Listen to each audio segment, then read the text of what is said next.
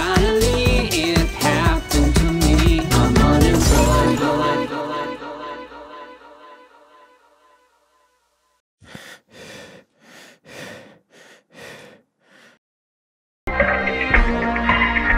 You're the leader my God on.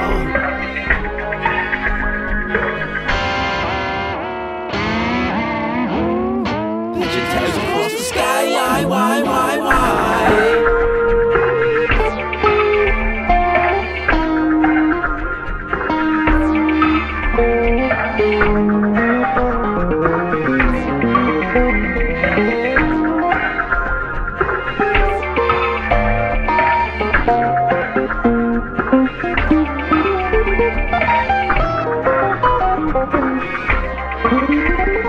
I used to think that you were good.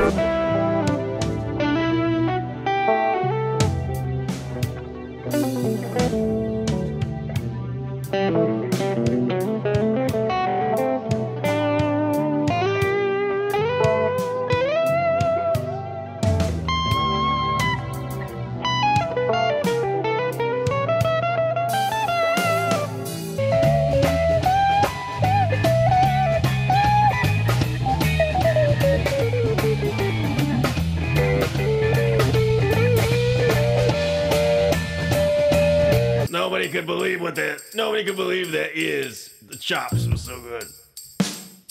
I'll play a couple bars.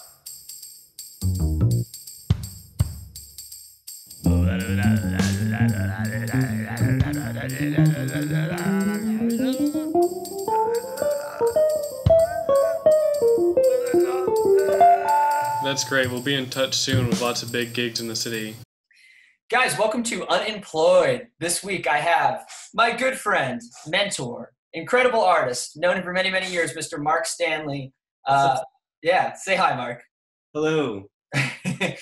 So, Mark, I've known Mark for, man, I don't even want to think about it, maybe almost like 15 years now. Yeah. Right? Mark is, for those with a sharp eye, Mark is in Thank You Scientist's first music video. And as well as an appearance by his dog Stella, and I have to say, Mark is probably one of my favorite musicians in the world, and his music was so influential to me. So anytime people ask for cool music, I always tell them to check out Mark's.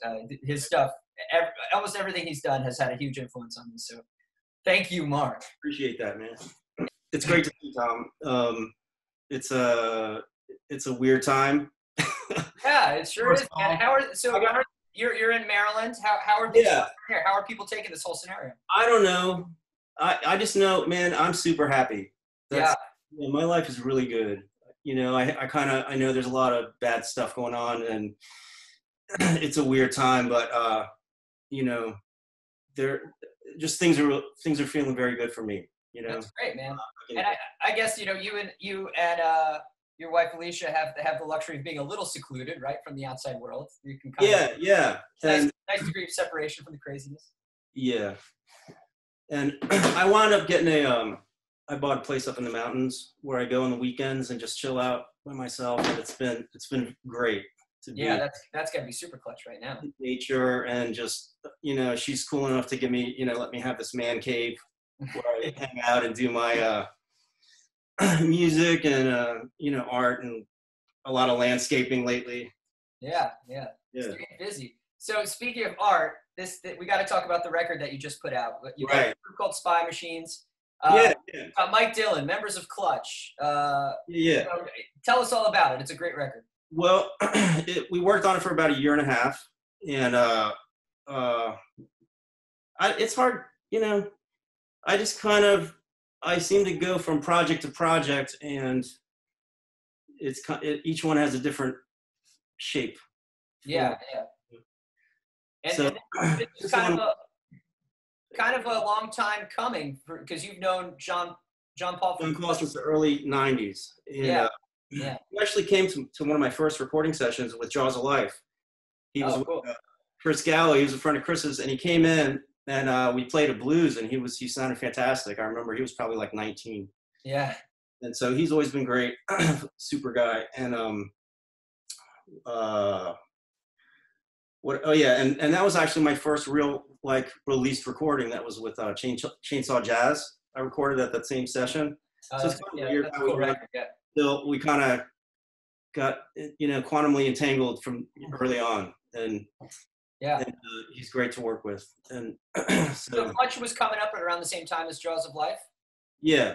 And we became Farquhar. When in the late '90s, maybe. Yeah, and Farquhar, it was a huge influence on my band, and I think those Farquhar records are all on Bandcamp now, right? Yes. Cool. I'll be sure.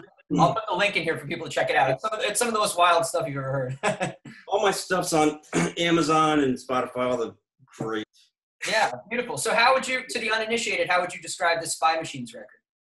How would I describe the record? Yeah. Stylistically, what? Well,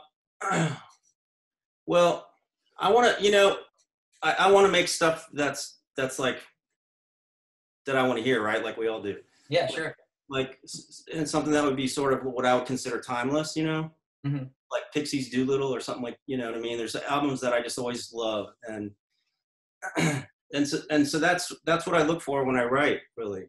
And so this album came together. I was working with John Paul and a couple other projects, Fishwives, and then we made the Dark Brain record. And so we started playing with I'm just gonna sketch because it helps me freeform. We started playing with Dave DeMarco from Crack the Sky, who's awesome. But we wound up switching to we started playing with Hank from Lion Eyes, just kind of, he was kind of had more time to mess with it. So this whole, it was like, I guess about a year and a half process. And so I was writing and it was morphing a lot. And then he invited Mike Dillon in the band. And so that's, so he just is awesome. And so it was a new kind of color for me to mess with vibes. It's kind of a dream come true, It adds such a cool like just vibe to the record. Like in my palette, right? So it's like this new, and he's amazing. And we went on a short tour for like a week on the East Coast, and it was great. And we had, it's a really good unit. So I'm really optimistic that it will. Post-COVID world, I hope, I know. I don't know how long this is going to take. I mean, because we were talking about having you guys on for a few shows with us. And our schedules were, it didn't work out for this time, but we were like, we were talking about it would have been great because I feel like our audience would absolutely love what you guys are doing. But we were just starting to talk dates. Yeah. Well, we'll get them someday, Mark. Out of all this, I've known you for so long, and we've yet to be able to share the stage together. So one of these days, we'll make it happen. It'll happen. So I was trying to explain Spy Machines. And that was sort of my like frame of reference. It's almost like Pixies meets Tom Waits with this like sort of real sludgy kind of almost doom sort of element to it. It's really unique. It's probably like like how you feel sometimes where it's like, okay, I said this and now it's time to do the next thing. Yeah. So, I'm very happy with the record, but it's always like the next time has to be better tone, better writing, better singing. I met a great vocal teacher, Pete Strobel, who's just awesome. I actually I've taken a lot of time off music since this happened, and I've been a lot more focused on art and, like I said, landscaping. Yeah, and it keeps you happy. Well, I had to get some perspective, I think, because we had the beautiful release date of March 13th for the first single. Yeah. And then the album came out a few weeks later, but it actually has been well received, I think, for a debut. Yeah, totally.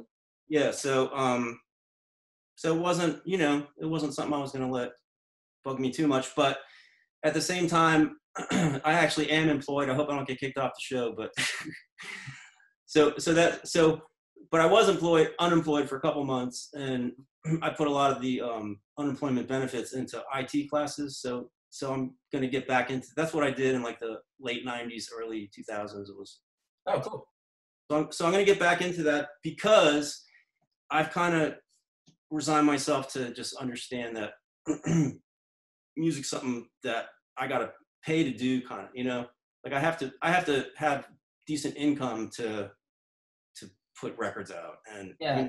But there's a certain liberation in that too, in that like you really don't like, not that it ever stopped you, but like for a lot of people, like if music isn't like what they're relying on to live off of, they have a lot more luxury and freedom as to doing exactly what they want to do music, you know?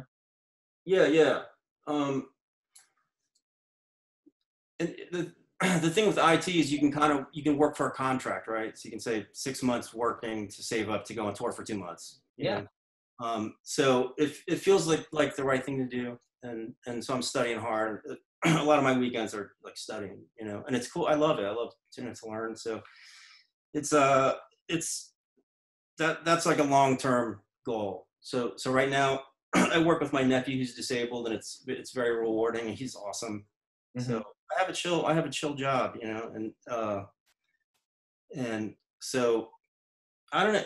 Isn't music like it's something that like chooses you? You know what I mean? Like you Totally. can't really decide. It's just like, Yeah. it's something I got to do, and I've had varying degrees of, you know, great and awful times with it. Yeah. But it's, you know, I've always, like, I think we're very similar with guitar has been a key focus in our life, right? Obviously. Yeah. But it's like it can also be sort of like get in the way of stuff sometimes, you know. Totally. Yeah. So it's a balance, and so I was gonna say, like, some of my earlier experiences, I wasn't able to balance stuff so well. Mm-hmm. So I feel like that's a big improvement is having, you know, work, family, creativity, you know, your art, and the creative process, man. It's so great to just be able to make stuff, you know. Totally. And to elaborate on what you said, like, I feel like, I mean, this is kind of like, you know, a well-worn sentiment, but like, if you're like throwing yourself into music like nonstop and not giving yourself a break, you really have at a certain point, you run out of things in the tank to draw from, because you kind of need some sort of life experience to like draw the music. Yeah, that's true. Otherwise, your music ends up sort of sounding like an exercise in talking about the process of music rather than talking about something, you know? Right. Yeah, or too like academic or whatever. Yeah, which is a discussion I had in another episode about just like jazz in particular, just, you know, having this over intellectualized sort of thing, which and so like out of high school I went to Berkeley, and I was pretty turned off, like, by it felt like, you know, I'm kind of from a punk rock area, and even though I was like, I had studied hard, you know, as a teen, and learned all my Holdsworth and Larry Carlton and Al Di Meola stuff, you know, that was my life. But like music wasn't about conforming to, you know what I mean? Sure. Yeah. And so when I got to Berkeley, it just felt like, wow, it's 800 guys playing the same 20 songs.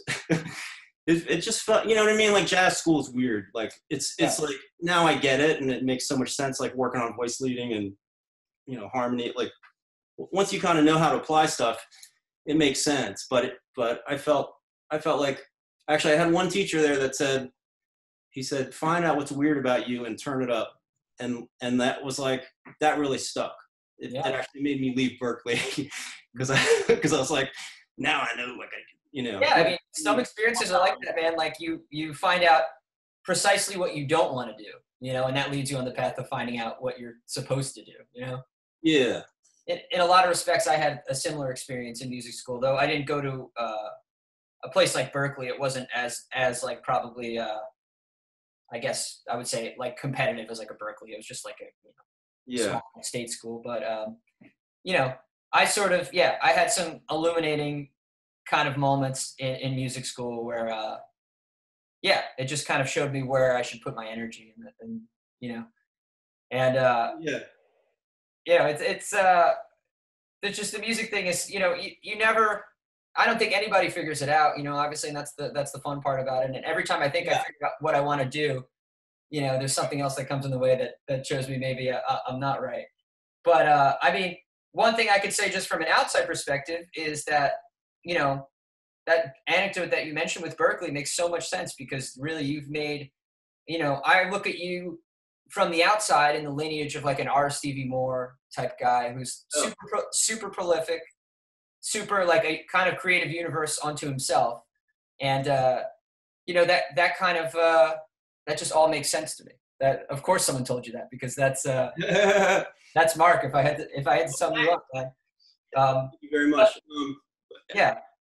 But so, but there is, you know, there is sort of like the playing the game of it, you know, and it seems, you know, as soon as we met, I think you were just starting Thank You Scientist, or yeah, hadn't quite yet, and you kind of knew exactly how to do it. It's, you know, like it's been really cool to watch, just, you know, the creativity and the time management. Obviously, you're really organized, like you just know how to do it. Whereas I've struggled with kind of finding that niche of how to get people on board to do tours and this sort of, you know.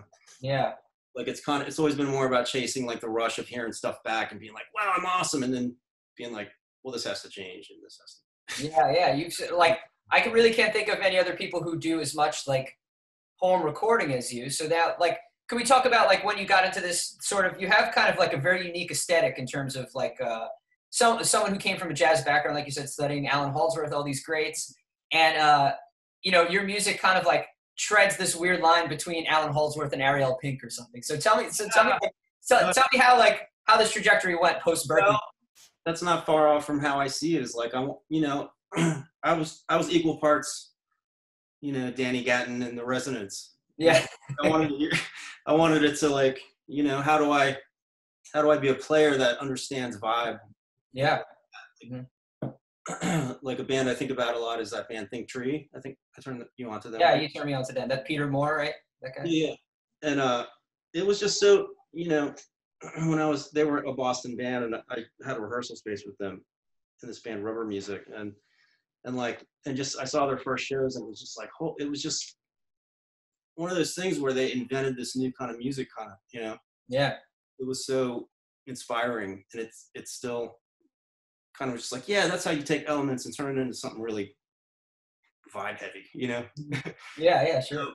So actually coming back to Spy Machines, I was thinking, like, I had a place in New York and I sold it, and then I was like, I'm going to take some time and like some of the resources from that and have one band with one sound and just see what happens, you know, because I've always been sort of, like you said, you know, putting out this and that, and so it was definitely like, you know, like I said, John Paul brought in Mike Dillon and it created a whole new thing, but it was real. I was kind of picturing bands like Morphine. Mm-hmm. And Truly, and sort of like psychedelic heavy rock. Yeah. And so I think what's really cool about the situation is, you know, the next record could be what you know, anything. Like, you ever heard of this band called Women? No. Oh, they're awesome. Women. All right, I'm gonna put a list. And Mark is the guy who I come to for all my needs over the years. Every time I'm on tour, whenever I stay at Mark's house, I'm like, Mark, show me the good shit, and he'll load up. He'll load me up. They got this tune called Venice Lockjaw. That album is really beautiful, and they have a couple that are like, they're sort of Velvet Undergroundish. Mm-hmm. But then they'll do these records that are just almost like great Queens of the Stone Age, punk rockish. You know, like they change hats, and maybe that's why, you know. Yeah. I don't know anyone that's heard of them either. But. Yeah, I got to check it out. I mean, that Truly record, you got me into that a while ago. That's kind of like a hidden gem of like the. Yeah, isn't it great? It's kind of grungy, but like really unique and timeless stuff. You know who else I just started checking out again is Big Wreck. Oh, Big Wreck. Yeah, he's a great guitar player, man. Bornly, man, and what a singer too. You know. Yeah, he's great. He's great. Hey, are you singing the Unemployed song? Yeah. You sound good, man.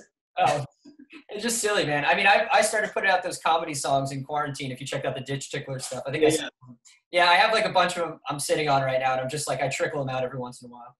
But yeah, man, your stuff is way more exciting to talk about. Like, so like in terms of Spy Machines, so the first thing I noticed listening to that record, because I heard the songs in demo stage when you sent them to me, so I heard kind of stripped down versions of them. So I got to hear them sort of evolve over time, which is really cool. And it was a look into your process, which was very interesting. One thing I noticed on this record is that vocally, I feel like you are trying so many new things. Like half the time, like I wasn't even sure if it was you, but like just because I know you well, like I'm like, oh, okay, that's Mark. But like it was. Do you think now is so? Did you just like you said you were studying voice lately? Is this something you've just gotten like way super serious about lately? About it kind of. I mean, I've been slacking like on all fronts musically, but up until the last year and a half, I have been working pretty hard. And since I met people working on vocals, but I'm kind of like working on that myself. So like, what do you just like? You have like a daily sort of warm up routine that you just kind of go through. And I have exercises that he gave me, which are really unlike anything else I've seen. But he's just he's great, and he's got a whole other way of like understanding the voice that. Interesting. People who study with him, everyone says it's the last guy you study with. So this is going to be a weird question because, you know, from the outside, I can obviously hear changes to your voice. What changes do you perceive to your voice after studying? I don't know. I mean, I was kind of trying to do more like a Tom Waits thing on some of these songs. Yeah. It's I mean, I'm trying to just get better technically at singing, but I think there's sort of different characters that come in and out. I've always had that, you know, like Pit Mannequin kind of shit. Yeah, sure. I always had these alter egos that come out. Yeah. But also, you know, I was thinking the other day, like, you think of Holdsworth and the Canterbury scene and all those kind of like those prog guys from England, right? Yeah. It really came out of a certain area, a lot of those people. And it's almost like they had this shared language. Yeah, they have their own. Yeah, and DC's kind of like that. And I feel like vocally sometimes that's, you know, there's some influences from growing up where, you know, Black Flag, you know what I mean? Like there's a lot of cool bands from here that, and it also, I've been thinking like Farquhar was not something that really could, you know, like it wasn't a DC sort of thing. Like you don't really see stuff like that in this area. Yeah, you know, that was why it became a recording project. Well, you know what? Even like Jaws of Life, I mean, that record, Strawberry World, which is sort of, that was like, if I'm not mistaken, that was just like posthumously kind of putting together all the Jaws of Life stuff. Am I correct? Yeah, exactly. Yeah. So like, I mean, that Jaws of Life stuff, I can't imagine what people thought of that when you guys were playing that when it came out. It's just a crazy record. Like, I implore everybody watching this, you have to listen to it because it's like nothing else. Like exists anywhere besides, you know, a few friends. It's kind of like Farquhar, where, you know, people love it or don't love it, really. Yeah, like what was it like? Local, like DC shows back then when you guys were playing, like what you guys were playing with, like thrash metal bands probably and stuff, right? We had some that were packed for sure, yeah. You know, but there was always a kind of shared skepticism of, you know, the people here they're not going to dig this, you know.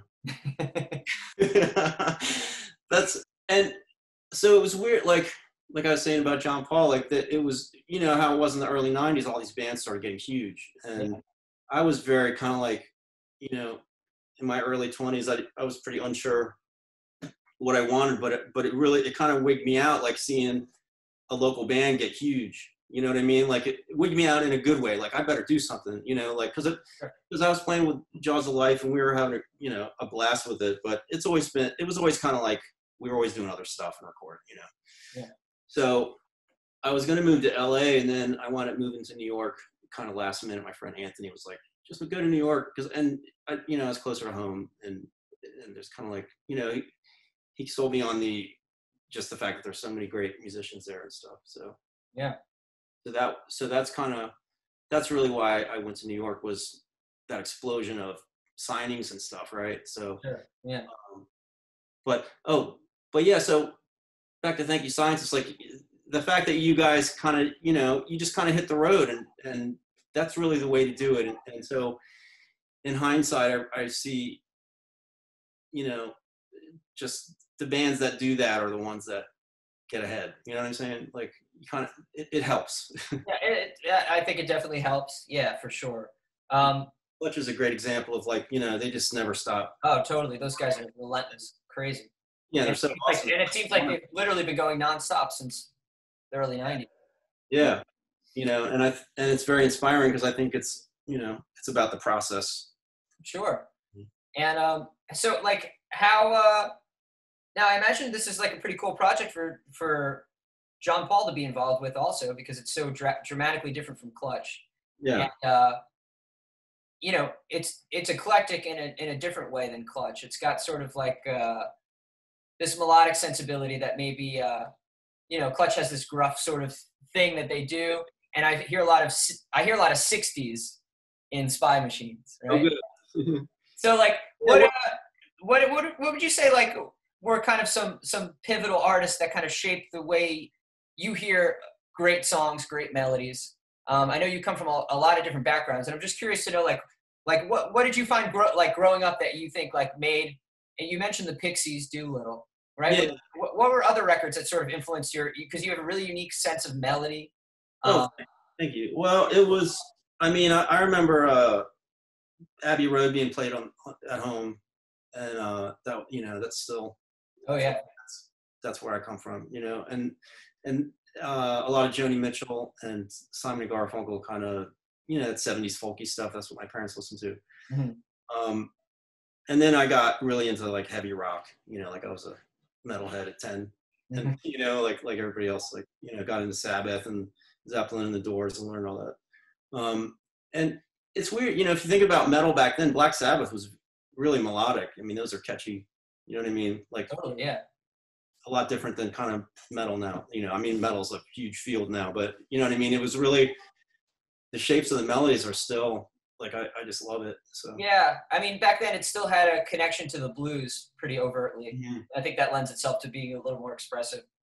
Right. But, the way I mentioned this in another podcast, how I sort of gravitate towards the older metal stuff, myself, probably the same stuff that you do, just because I can almost draw a parallel like between, we like the same kind of movies, right? We like cheesy, blocky movies with like bad special effects, weird practical effects.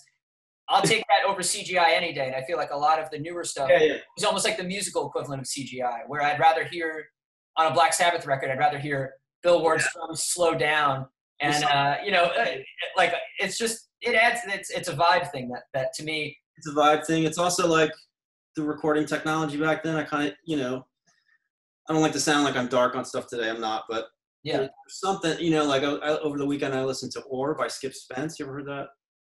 It's a really great record. Oh my God. It's like, I was just thinking, you can't, like, I don't know how you could get a record that sounds like that. The tape saturation and the vibe of it, the color of it, like it's a different thing. And it really, to me, it's very moving, maybe that's because the era I grew up in, but yeah, like you said, it's something you connect to.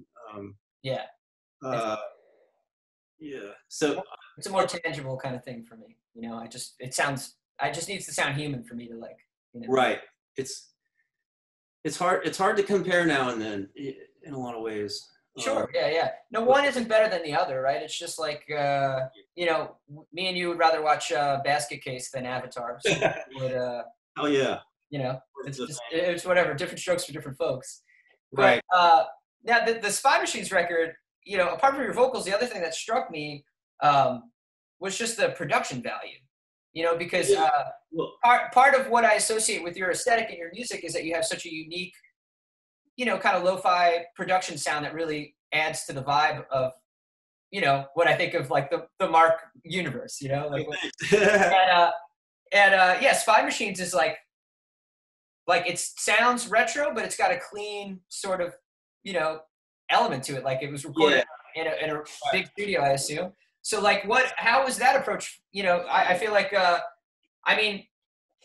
Dark Brain was pretty, well produced and well mixed too, but even that had a live sort of sound to it. And this is like more of like a rock record, So what was that like for you, traveling those waters? I tend to like, I'll do some embellishing kind of stuff on old synths. Maybe that's why sometimes. Yeah. But Spy Machines, and that's kind of why I brought up the whole going into IT, because I feel like so fortunate to be working with people like, John Paul and Jay Robbins and the guys that were Evan Kornblum, the guys that were involved in this record. And it's to get stuff to sound good, you have to hire professionals, and pay accordingly, and it's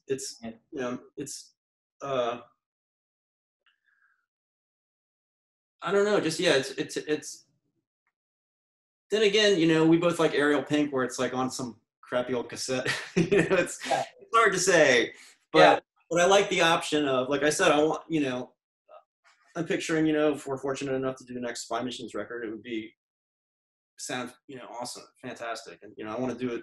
I would love to do it on an old, like, Dave Grohl owns that board that Fleetwood Mac did Rumors on. I want to record on that thing. Yeah, sure, man. Yeah. Like, but that's going to be some coinage, right? I think so. Well, yeah, you never know. You never know if you don't ask.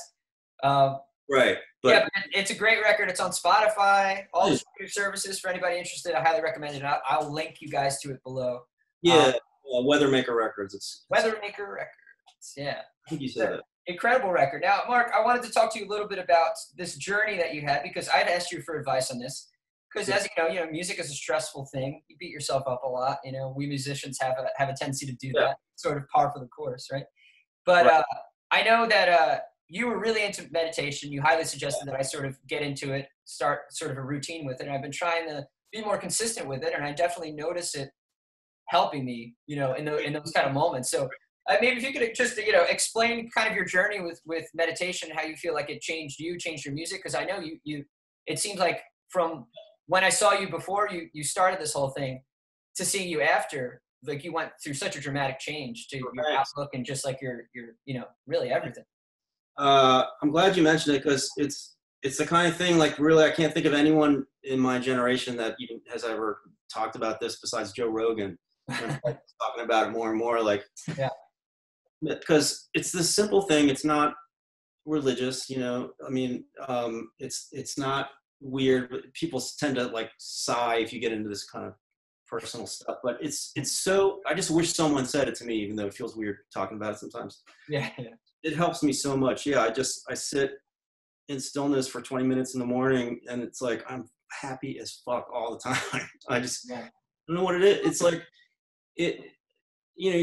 our brains are malleable, right? So it's like we have to practice to be good at playing stuff, and in the same way, you have to know what it's like to feel like good. A lot of people just wake up and the stress is flying all day. But if you teach your brain, like, this is how to go through the day, and to go without concept, and so much like what's happening politically now, not to harp on it too much, but so many people are stuck in like these bullshit concepts, I think, and because they never get space to just feel what it's like to be alive and feel fucking awesome. Yeah, or space to just question those concepts, the foundation of those concepts. What? That's important too. Having space to just question the concepts that you believe, and why you believe them. The same way you can teach your brain to be peaceful and feel, like as soon as you can silence this, like completely silence your mind, you just feel great. There's nothing, it's just like, that's what you're trying to do when you drink and do drugs. Honestly, it's like, you're trying to get to this point of peace, right? So it's in the same way that you can teach your body and your mind to feel like this, you can teach it to be a racist asshole. Like if you're sitting here thinking this horrible shit, becomes like, now I'm gonna get a gun. You know what I mean? Like, people are creating, they're not born like this. They just create assholism. Yeah, exactly. By the loops. They got loops going, and they're good. They're good deep down. Yeah. They're just cloaked in bullshit. Yeah, sure. So I haven't missed a day in over 700 days meditating. I'm real dedicated with it, and I quit drinking 12 years ago by meditating, and I'd been 20 years of being prescribed all kinds of antidepressants and shit, and having alcohol really do a number. So it's the only thing that worked. Yeah. I just kind of said, fuck all these pills and shrinks. They don't know what's going on. It's, they're trying to put a Band-Aid on it.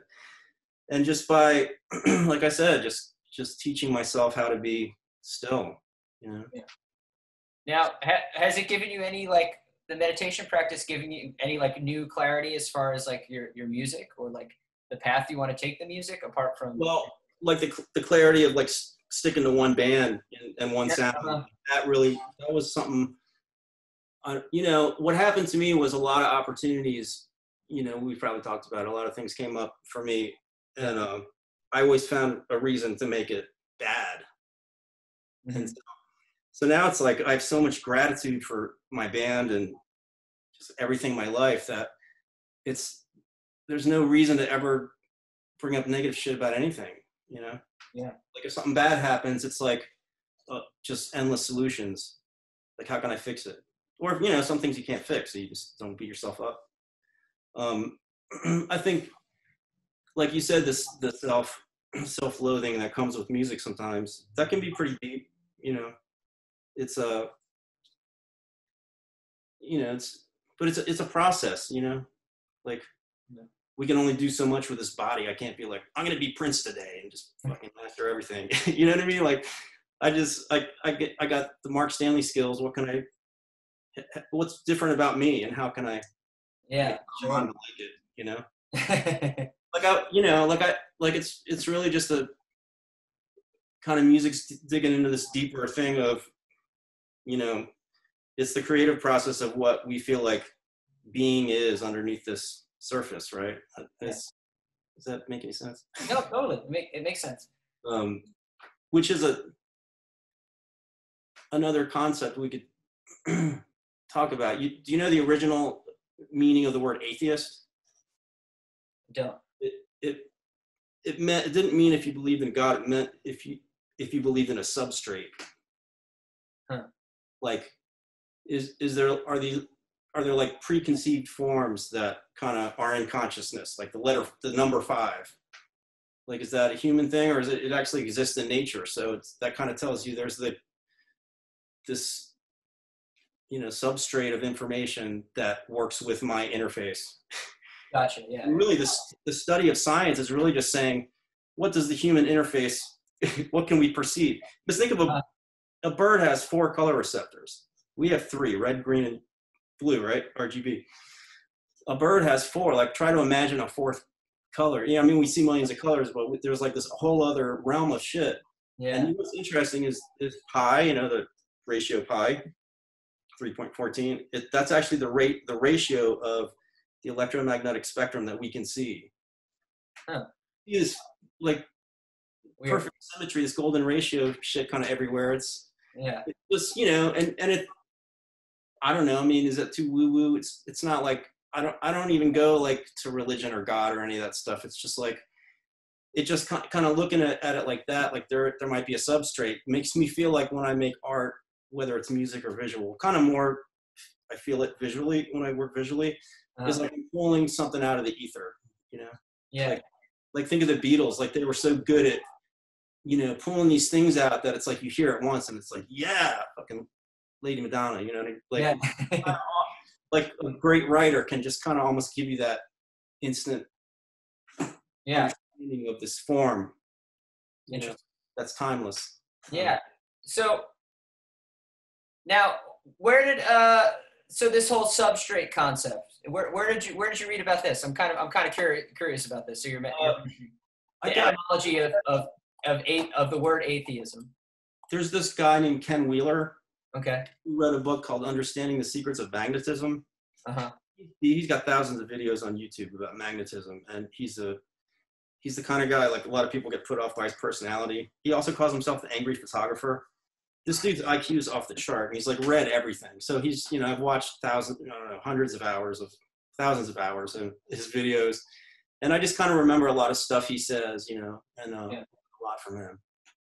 Yeah, it's like it's an interesting thing. I mean, you know, as like sort of the line gets closer between, you know, us being able to explain more and more of the world of science, you know, but it seems like now, especially, like those sort of expert opinions are not the ones that are really being valued, right? They're guys who have spent years researching things like that and can explain scientific phenomena, right, in a way that's not woohoo, like you said. Well, that's a good point. So this guy, I've been talking about this for years now, like probably 4 years. This guy, Ken Wheeler, is always talking about everything in the universe is fields. It's not particles. These people are idiots, you know. Tesla understood it all, and it was all based on fields and local energy. And then Einstein and all this that scene turned it into this universe of bouncing billiard balls that aren't connected.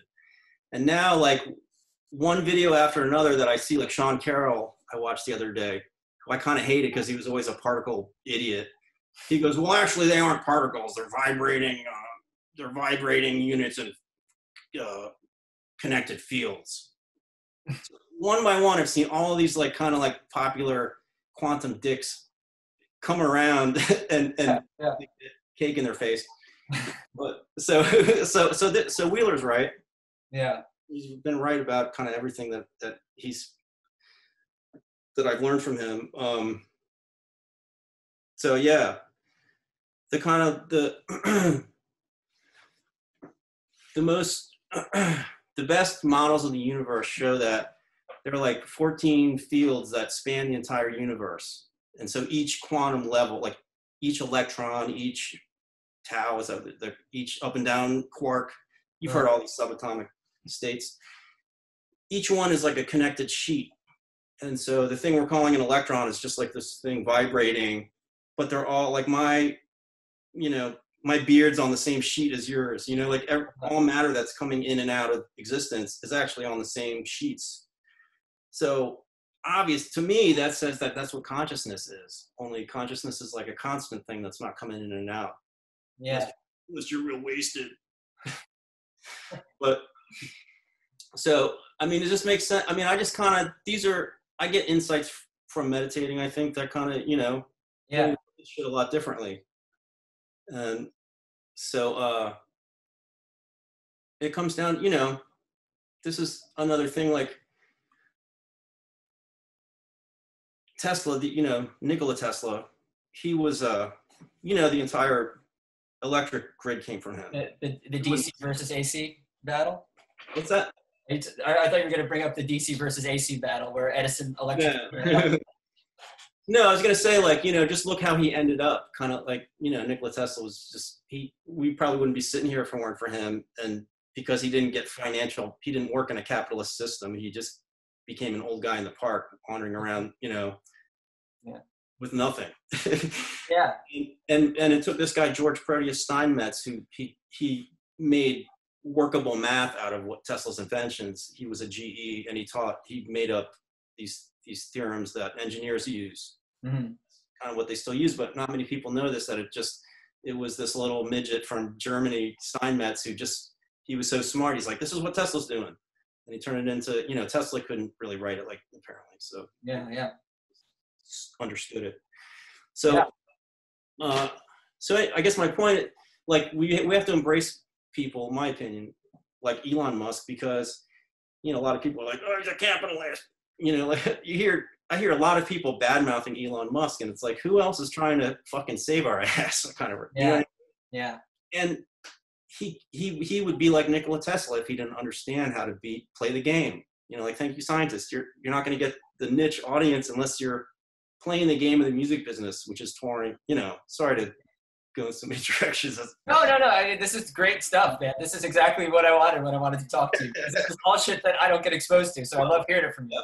And another fascinating thing about Musk is he does everything in 5-minute increments. And this is something, if I could go back to younger me, I would change this. Like, my first teacher I think he said, like, practice the scale an hour a day. Like, everything was an hour a day. Right hand, alternate picking, an hour a day. Mm-hmm. Elon Musk, everything he does is like 5-minute increments. And I actually kind of started practicing like that when I was practicing before the Spy Machines record, like when I was involved in that, in much shorter increments. And just a little information like that can just make life so much better, because, really the best studying is done in short increments. And then when you shift your brain, take on new stuff rather than just getting into a fog of augmented triads for 3 hours. That was my whole life, man. My process actually different, but in a similar way, where I work with a stopwatch now, because I have kind of like you, I have kind of an active mind that kind of wanders, kind of aimlessly sometimes, and if I work great when I have a deadline. So if I don't have a deadline, I could work on one thing for the rest of my life and I would never finish it. But so just having a stopwatch or something staring me down and knowing I have some sort of small deadline hanging over above me, like it helps me like focus on just one little aspect for like, and 30 minutes of focused attention, you'd be surprised how little we afford ourselves the luxury of 30 minutes focused attention on anything really, and it's something I really noticed when I started doing this. It's like, man, I really do not give my mind, a moment just to process something, before I move on to the next thing. Yeah. And that is something I'm telling my students that they should experiment with. For certain people, it just helps. What helps? The stopwatch. Yeah. Yeah. That's basically what I was doing. I was doing 6-minute intervals with a timer. Yeah. And that it was really because in an hour you get 10 things done instead of one. Like you could break it up into, I got to work on this tune. I have to work on these changes. I got to do some legato crap or whatever. And so it's like, it feels infinite. Like you're getting so much more done. So that's, I guess I went from Elon Musk to there, but there's a process. Like we have to work with what we have, right? So the brain, it's like, I think it's easy to overwhelm yourself and not take in, what you're trying to take in. So I don't know. So I'm trying to think the meditation thing. Yeah, man, it's something I heard this Buddhist monk tell. There was like a Vietnam vet who was saying that he just couldn't get over the war. He couldn't get over the PTSD, and the monk just said, just forget about it. And it sounds cold and fucked up, but it's like you take any bad experience, and it's like I've got plenty back there I could dig up and stew in if I wanted to, but it's like I don't ever because I don't want to. Yeah. Like there's no permanent self, but I know I can steer this moment into how I want it if I. Yeah. Do you ever look at like the old you from a couple years ago and think of it as like a person that's not even like a person who died? Like the old me. Yeah. Like I think of like 16-year-old me and what my goals were and what my mentality was about music and about everything else. And it's like a person that doesn't even exist to me anymore. I mean, technically you don't, right? Because I think all of our cells have turned into new cells every 7 years or something. And is that true? Yeah. Maybe that's why I feel like I don't know. Yeah. But it's the same consciousness. That's what's fucked up. Yeah. So when did that start? When did it end? I mean, that's kind of. I mean, there's that interesting thought experiment that people do where they talk about like teleportation. Like if you basically, so it's like a Star Trek kind of thing where they can teleport you to another planet. And I'm trying to remember this correctly, but the caveat is that you would be on that planet with the same consciousness, right? As same everything, same memories, but the old you on this planet would die. And a lot of people said, oh no, I don't want to do that. Just the concept of them thinking of themselves dying, even though their consciousness is still manifesting in something else. But that's probably what happens anyway. I mean, you can go, you can be in one car and then a different car, right? It's fucking. Yeah. No, it's just interesting, people's perspective on like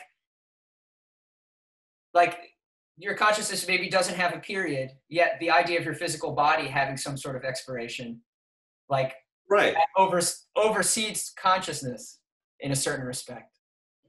I know, it's interesting. I'll send you this link. I forget where I was listening to them talk about this, but it was kind of cool. Tangentially related, but related. Yeah.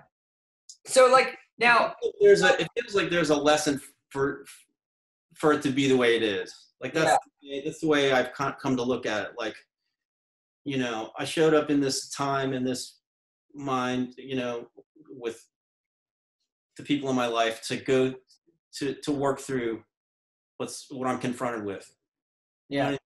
I mean, does that sound like kind of weird? I mean, it just feels like, and it feels like that growth, like we'll go on to the next incarnation. That's why, if you're, I mean, I'm guessing, but I'm guessing if Tom Monda, has to go into a new body sometime, he's going to retain a lot of this incredible talent. That's why you see people like Mozart at 8 years old, like, it's fucking easy. It could be, right? You can't say that that's not what it is, and Yeah. it just seems too weird to not have some sort of reason, but that could just be some human mental shit. You know, I don't know what the fuck's going on anymore. Hey man, what the fuck's up? So, like, I'm sure, you know, it's going to be mostly musicians listening to this.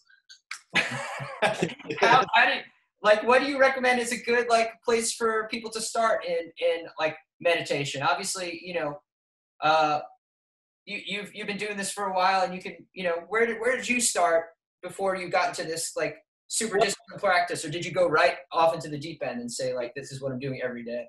It's a lot like kind of how my first guitar teacher was such a ball breaker, man. It was just like you didn't show up and not know what he taught you. You know what I mean? And so in the same way that you know, just be forced to learn to do something, it's the same way I set the timer and I just do it. Mm-hmm. I listen to the, you know, I've tried a lot of different ways. I don't use a mantra or anything. I just sit there and I listen to the room. And then, you know, sometimes I'll do breathing stuff, like inhale for 6 seconds, hold it for 6, and then exhale for 6. Mm-hmm. If you do 4 of those, you'll pretty much be on your way, you know. Mm-hmm. And then I just listen. And the thing is, you're dealing with, if you do start talking, which, you know, our brains are going to do that, you can steer it to, you know, like a good example of this is I really had a stage fright, kind of never on stage, but kind of leading up to gigs. I would just be really not unnaturally kind of antsy about it. And I just started, once I was in a meditative kind of state, I was like, I never have fear of playing on stage. You know, I just said that a couple times, and I've never had it since. So it's a subconscious thing that you got to target. If you have PTSD from an event, or if you have an addiction, I mean, that's really, an addiction is looping. Mm-hmm. You know, how are you going to stop looping? Is by giving it some space and seeing what it's like to not loop. Yeah. So listening to the room, if you don't have tinnitus too severely, is good. Counting backwards from 15, I think that's what transcendental meditation people do, stuff like that. And I think that's, in the 60s and 70s, a lot of people turned the meditation thing into a way to make money, kind of, you know, and yeah, of course, like anything. Yeah, people get turned off by it, but it goes back thousands of years, you know what I mean? And so there's some kind of yoga stuff that, like the ancient yoga stuff that I've learned, that the earliest yogi had this kind of practice, and it's called Isha Yoga on YouTube. I just took notes on it and learned it, and I'll do that sometimes, but pretty much I sit there with a timer. It's called Insight Timer, so I can keep track of the days, and I get up kind of earlier than I would otherwise, so I have time to do it. Mm-hmm. It's you know, I'm not like dancing around the room and you know what I mean, but like I feel happy as fuck all the time. Like, sorry, language is not. No, hey, you can not clean. You can cuss away, man. It's you know, I mean, I'm just little things like I wouldn't really notice that I have a lot of great gratitude for. You know, I just think about all the time. My parents are alive and healthy. My family's, you know, I have good relationships with everybody in my life. All these things, like, I don't know. I just, you know, I would just, before I kind of didn't really have that as in my thinking. It was more like tape looping, you know, like looping whatever my agenda was. But now it's like, I don't know. I feel like I've merged with life. Like I feel like I'm a piece of life rather than Mark Stanley and his, you know, his album he's trying to sell or something, you know, or whatever. I mean, that's beautiful too. But I mean, if you just watch some of these guys, like, you know, what's his name? Russell Malone. He's got a really good talk. He talks to a bunch of Google employees about how to meditate. And it's great. It's like a couple hours and he just teaches you how to do it. That's a good one. That's a good place to start. But you know, the same way you'd force yourself to like be great at playing piano, like you don't let yourself not do it. You just have to do it. And I tell this to a lot of people who I see they have like distortions in their life. You know, they can't get some shit under control. Mhm. And it's like, I find nobody wants to even try it. You know what I mean? And it's like, I'm left to feel like, what are you scared is going to happen? That you're going to Yeah. you're thinking about too much, or I mean, what's the fear? What's the downside? You know, I mean, it's free, it's easy, it feels kick-ass. It's just, it's really like, it's the best. This right now is the best my life's ever been, like by far. And it's my outer world's really good, but my inner world is like, it's never felt this good. And it's, I think people, you know, maybe sometimes, I think the infrastructure of things like, you know, religion or you know, things like that are because kind of like people don't want to really face hard questions. You know, it's rather, it gives you a convenient answer to a hard question that doesn't really hold up, but gets you through enough to, you know, maybe not think about it for a couple hours a week or something like that. and Not a great way to live, I don't think, but yeah, it's but I don't know if someone could have told me, you know what I mean? Yeah. Like, if I could go back and meet me when I was 17 and say, do this thing and life's going to be way better, yeah. I would have believed it maybe. But you know, if it was a teacher at school, I would have been like, suck it, fuck you. Yeah, I mean, you know, it took me long enough to like try, you know, when I called you and I'm like, Mark, tell me what you're doing here. I want to get on this thing. But Yeah, well, what is it? Oprah said it makes life 1,000 times better. I'd say that's an understatement. Yeah. And so, have you noticed it affecting or changing your art, your visual art, or your music?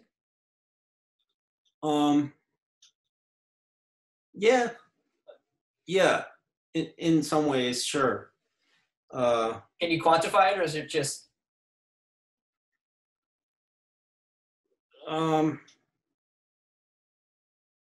It's maybe, well, more patience with myself. Yeah. More patience with the process and more enjoyment of the process. I think, yeah, like just the feeling of you can kind of accomplish what comes your way is huge for art or music. You know, it's just like, you know, we're in a suck ass time for the music industry. You know, there's nothing I can do about that, or anybody really. But it's like, that doesn't have to define you just because there's, you know, terrible obstacles. It's like, what's really the reason you're doing it? I mean, there's a lot of great talented people, you know. I mean, are we really entitled to make a living with what we enjoy? And then, you know, it kind of brings up the question, like, what's the purpose of even, you know, life? Like, we're at a point where technology could get rid of a lot of redundancy and drudgery in life, and there, you know, you can almost envision a world where people are a lot, you know, like, everybody wants creative, meaningful work. So everybody, you know, if they were free to do so, would probably be much more creative. And So do you say you would be in favor of something like a universal basic income, which is sort of like what we're going through now with this? Yeah, that's kind of where I was going. Yeah, I think that's, I mean, it's I don't know how it would work, but it's, you know, I like Andrew Yang's thing, but I don't really know, you know. I feel like a lot of these things that people are fighting about, Marxism, like, what's this factory people want a piece of, you know, like, what are these, like, 1800s bullshit people are, you know, got these stupid flags and bullshit, you know, what the fuck? Yeah. We've invented, you know, it's the same thing that's like religion.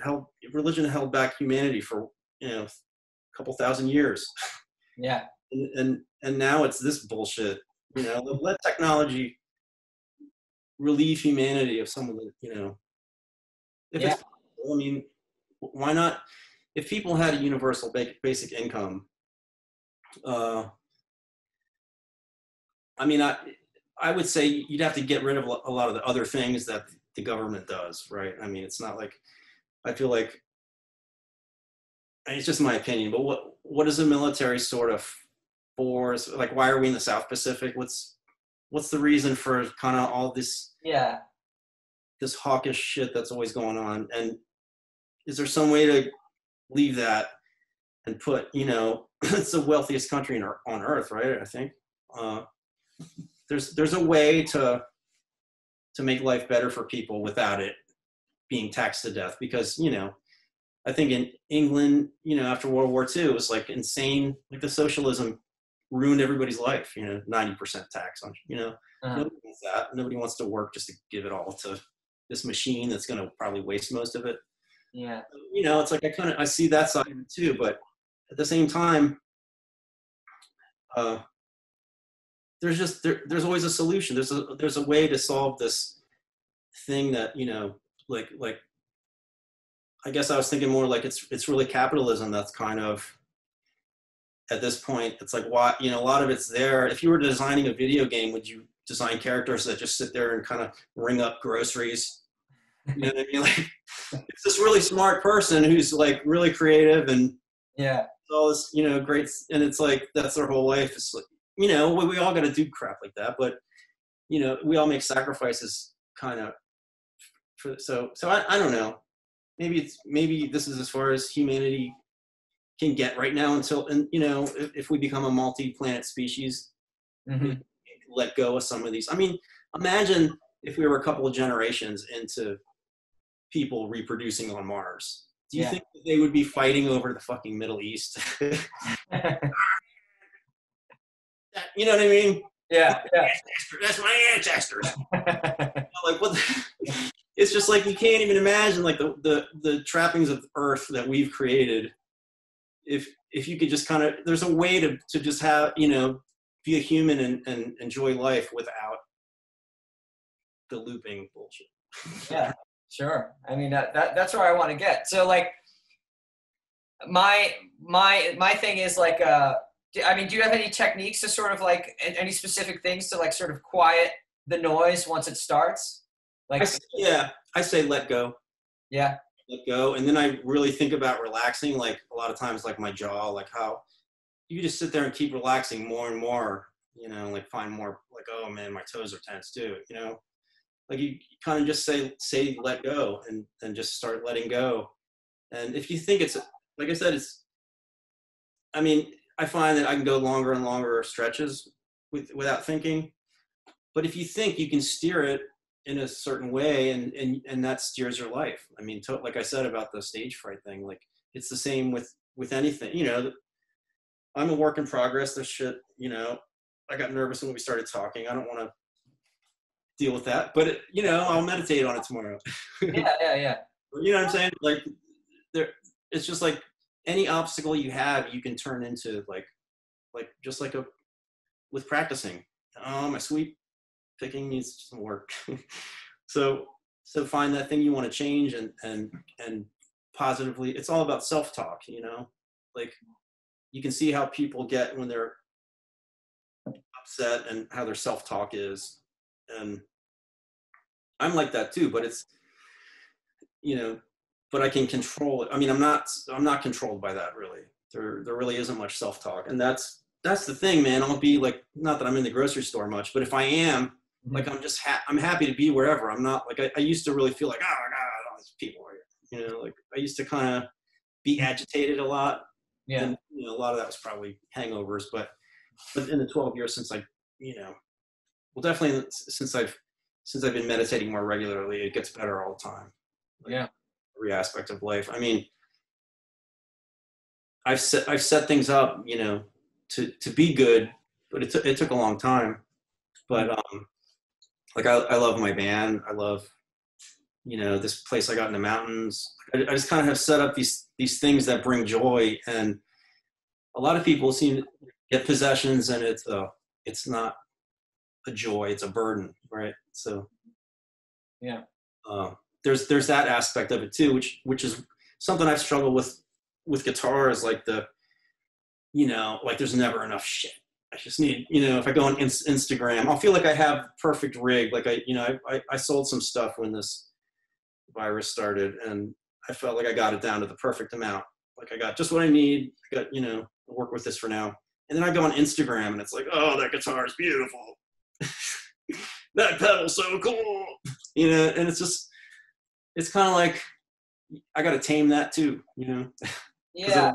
Once you got the guitar bug, it'll deplete your life. I know, man. I kind of like resolved to that, like let me just focus on what I could do with whatever I have and not worry about anything else, because really it's not the guitar, you know. It's just it's just like a vessel for what you want to come out, and hopefully you get to the point where you're well put. Speaking, you know, you're speaking through the guitar, where it's just a carcass. It could be anything, you know. It doesn't matter.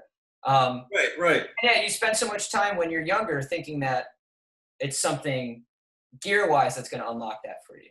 When, like, I find that just, like, focusing, like, to get guitar-centric for a second, focusing on something simple as just how your pick approaches the string, how you leave the string, you know? Yeah. What your gesture is. Like, all those other things, like, thinking about, like, this deep concept that I've been thinking about lately is, like, how, like, you go through life, like, you know, well, as a guitar player, everyone's, your right hand, that's the rhythm hand, that's this and that.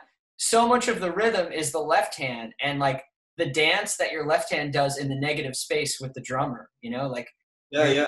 You know what I'm saying? Like, there's this gestural level of guitar playing that's not the actual guitar playing, but the movements in between the playing. You know what I mean?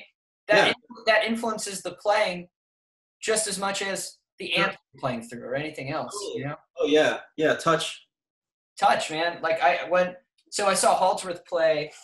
This was, like, such a weird thing, man. He played a gig at the school rock that I was teaching at when I was a kid. I was, like, 18 years old. Halsworth was playing there. Wow. And I was teaching there, so I was, like, hanging out. I got to, like, ask him questions and shit. And there was, like, a little janky-ass nylon back there, and I just saw him, like, pick it up and just, you know, start just, like, noodling on it. And he fucking sounded like Halsworth. You know? Yeah. How cool is that? You know, to have such, like, a – but again, like, it didn't really matter. I mean, he was always someone who was pursuing different things in his sound, but, you know, he would probably sound that good going through anything. It doesn't matter. Yeah. And it does start to be like, am I a collector or am I an artist, you know? Yeah. Artist, you know, getting into gear and stuff. But I've definitely had, we've talked about it. I don't think you've had quite as many struggles with, like, just changing picks. And I just went through I've been using 11s for, you know, 30 years. And I was just like, what is it like to, because I've had vocal dystonia, and I was like, what would it feel like to switch to some lighter strings? So I did that, and it felt so shitty. Like, it sounded fine, but it was just like, it felt like rubber bands, you know, kind of.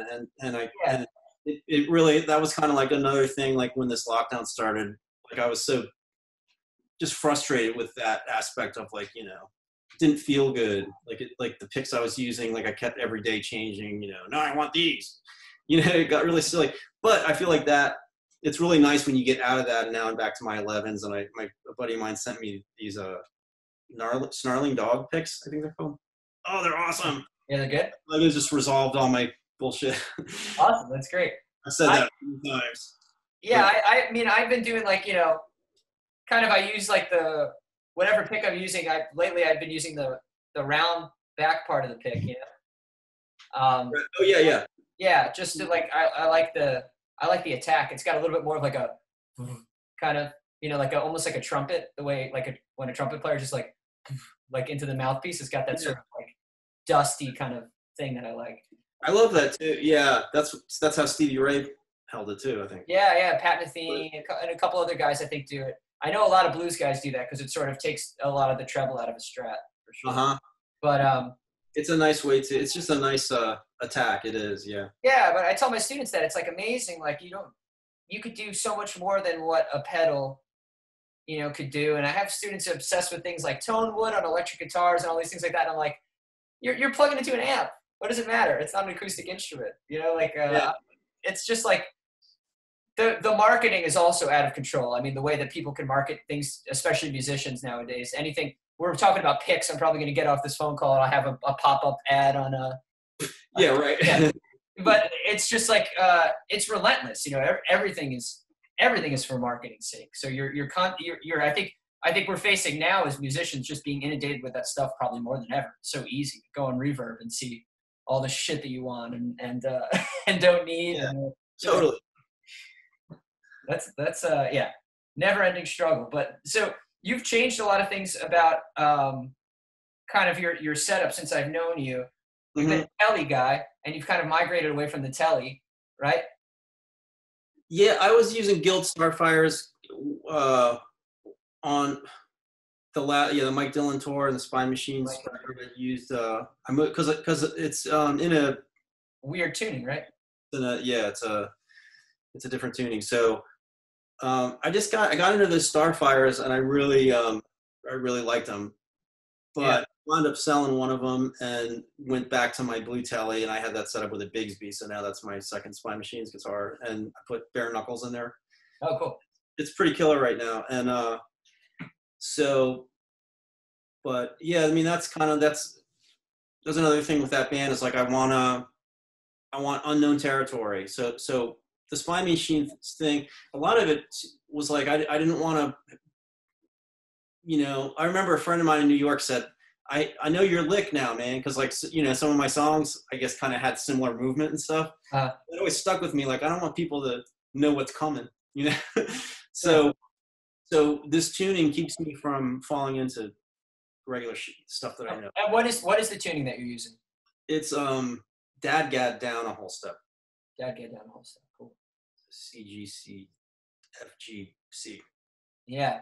And so now, are you at the point where you feel like you could speak freely with that tuning, like when you improvise? No, I suck on it. It's strictly for Spy Machine stuff, but it's enough.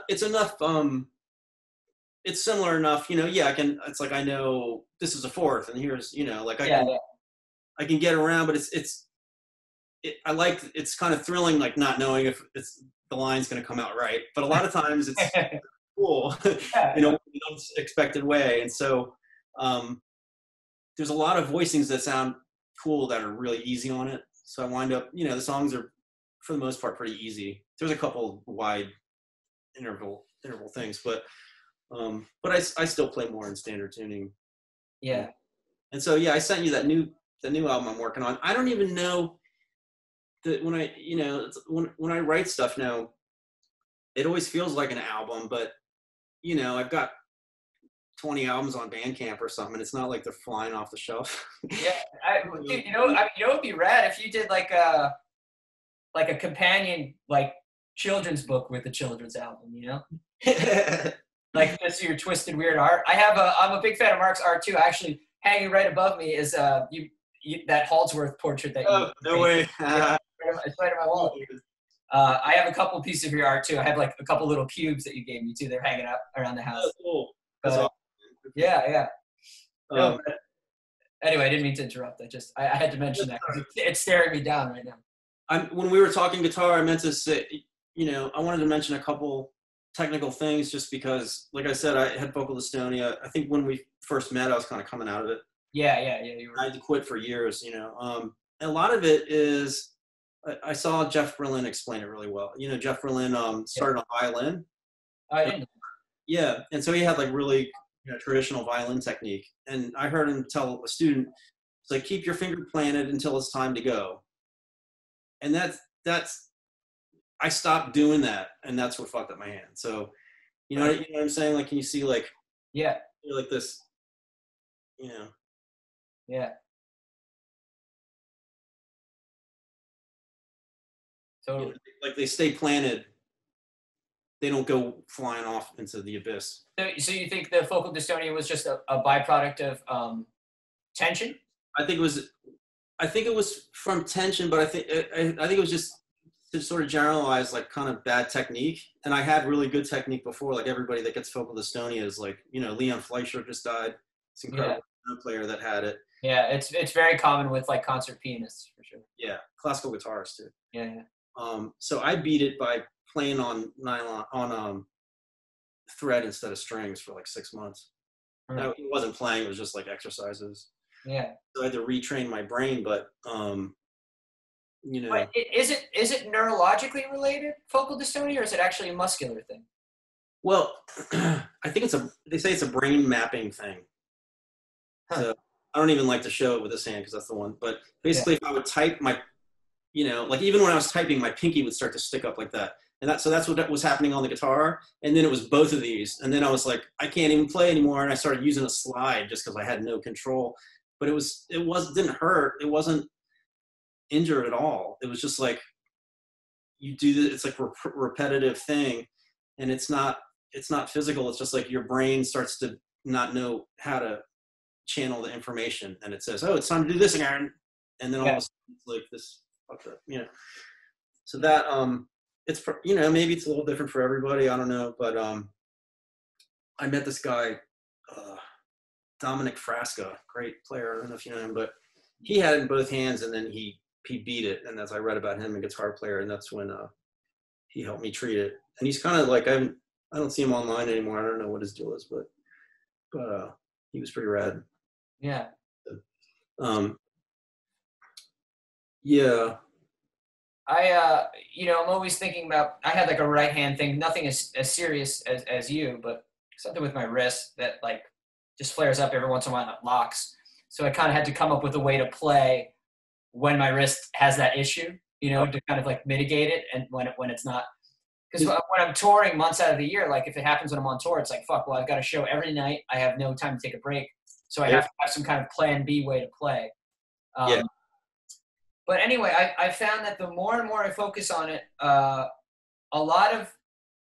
first of all, I came to a couple realizations with tension, me specifically. And we're really going to nerd out now, but if anyone will appreciate it, you will.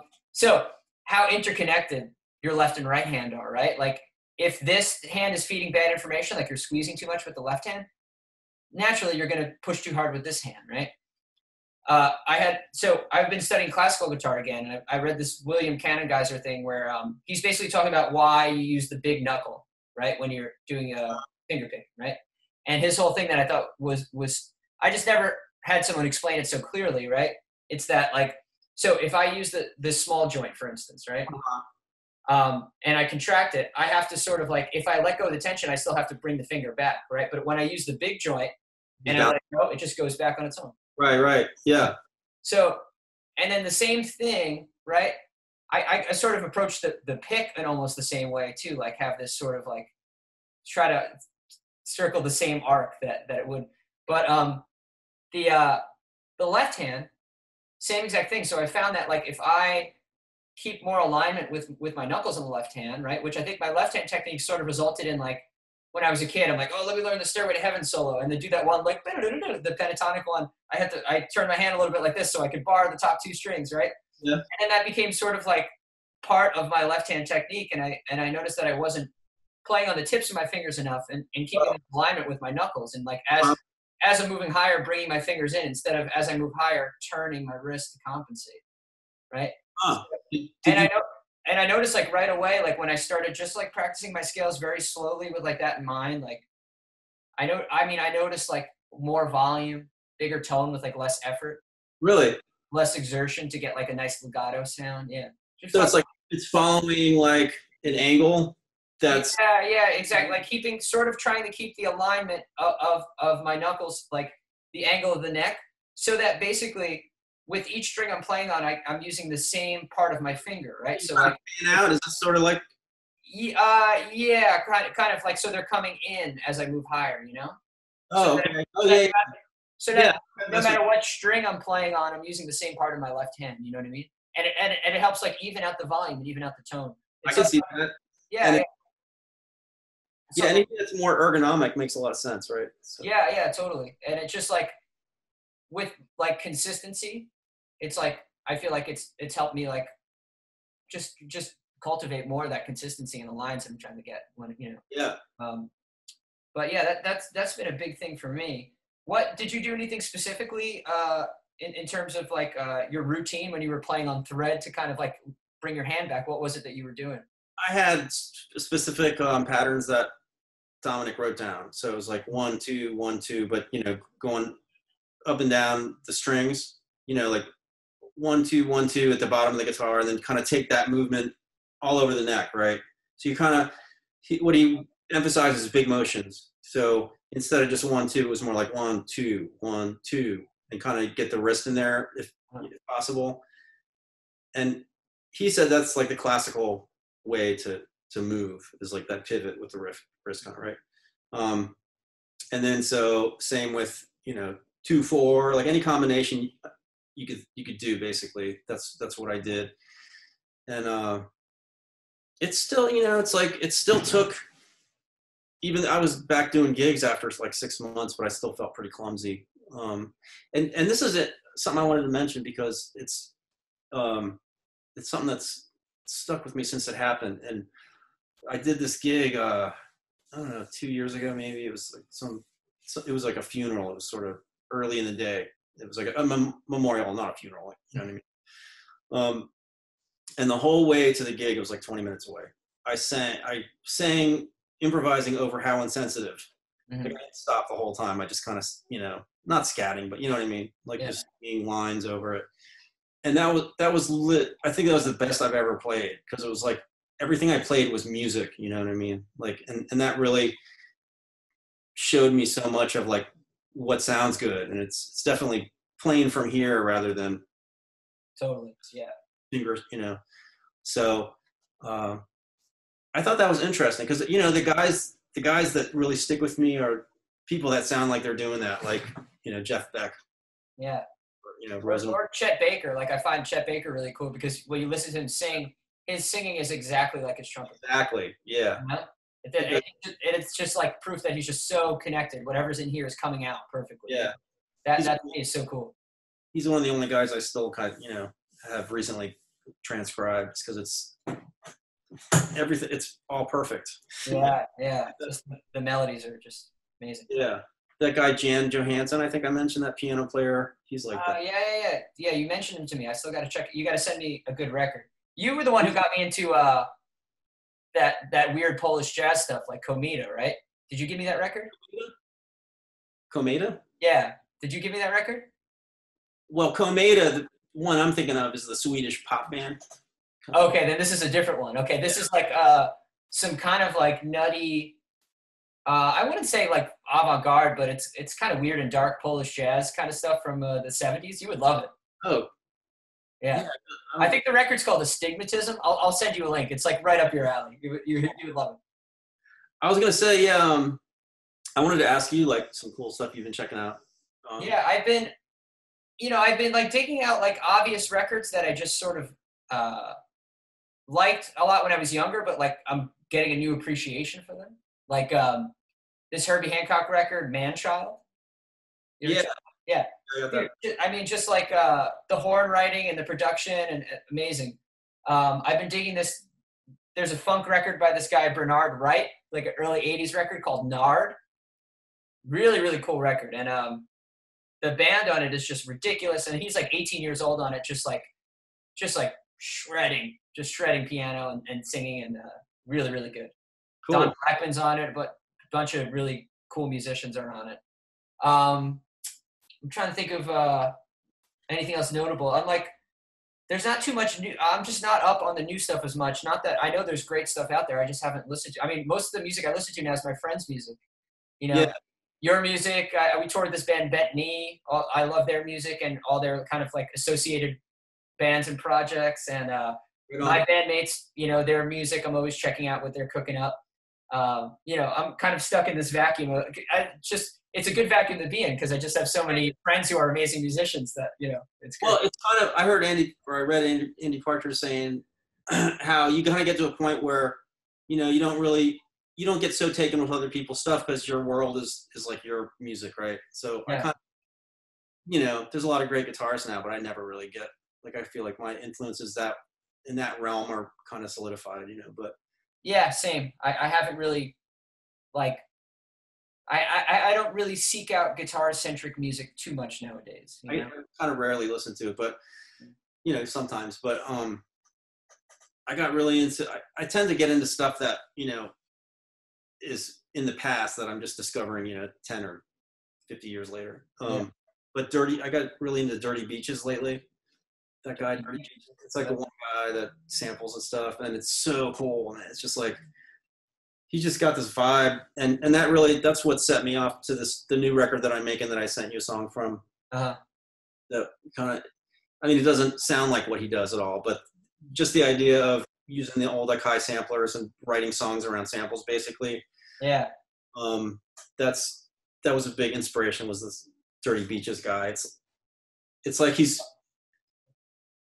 kind of taken a lot of old 50s sort of rockabilly stuff, and it's almost like this Elvis impression he does with it, but it's like dark and kind of Joy Division. It's kind of hard to explain, but yeah, I have to check it out. I have to.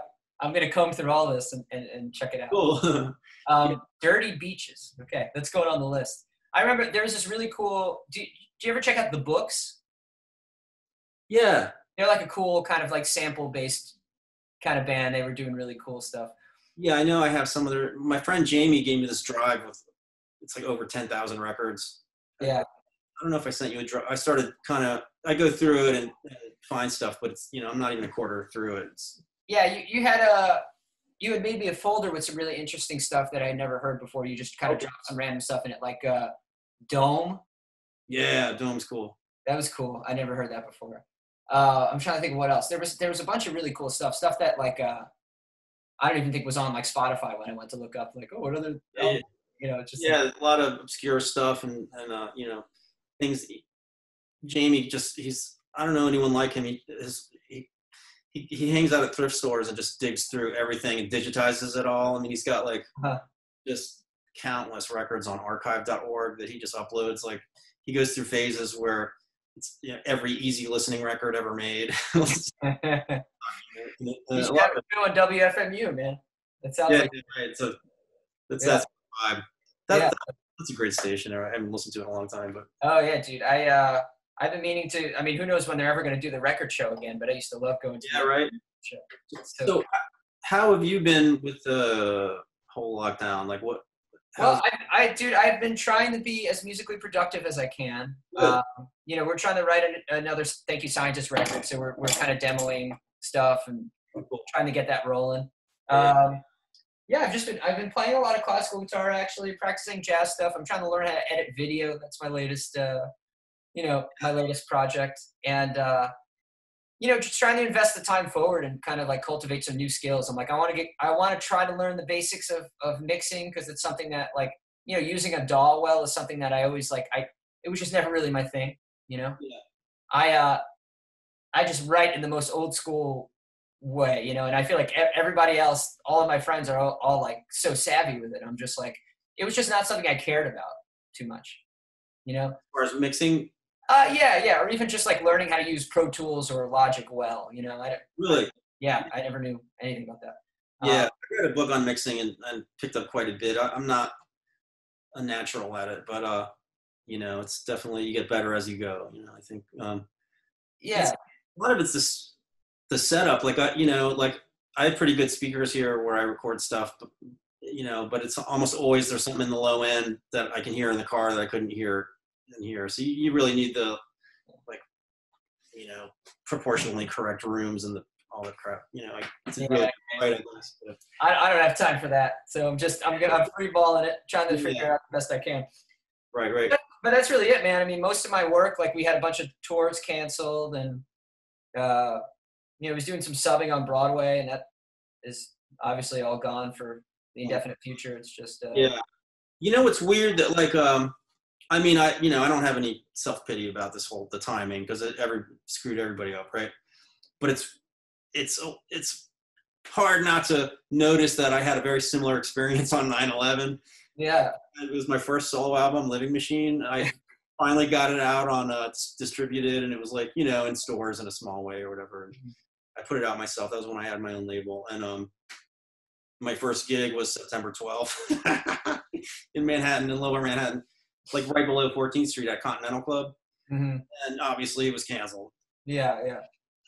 But it was just like, damn, man, but it's like, well, maybe the universe is saying you're not ready yet. And it's, or maybe it's not. I don't know. Who the hell knows?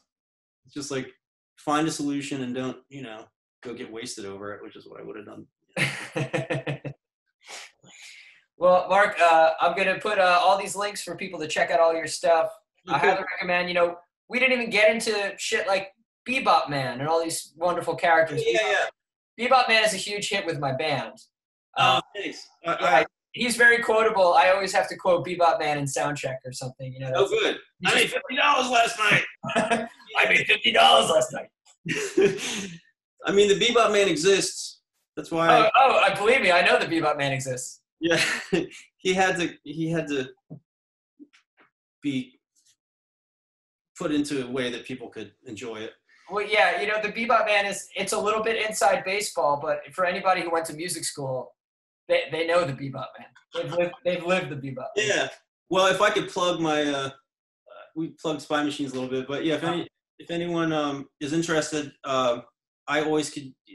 My main outlet is really YouTube. Like a lot of songs I write, I just make a video, and that's the end of it. It goes on YouTube, and my channel is Surreal. It's SIREEL with a lowercase s. And I'll put that in the link description for everybody to check it out. What's the best way to support you, Mark? To throw some cash your way to buy your music? Is it Bandcamp? I mean, yeah, you can buy stuff from Bandcamp, but I get, like I said, it's not. I just don't really look at it like making a living from it. You know what I mean? But I get the occasional cha-ching, and it's like, wow, that's awesome. Yeah. But it's I'm just happy if people listen to it. I'm thrilled when I have friends that are as talented as you that like my work. That's payment. You know what I mean? Yeah. Well, dude, I can't tell you, man. It's been your work has been a huge influence on me, and I really value you as a friend. You were very inspirational. And anytime you and Gabby want to use the mountain place, it's yours, man. It's COVID free.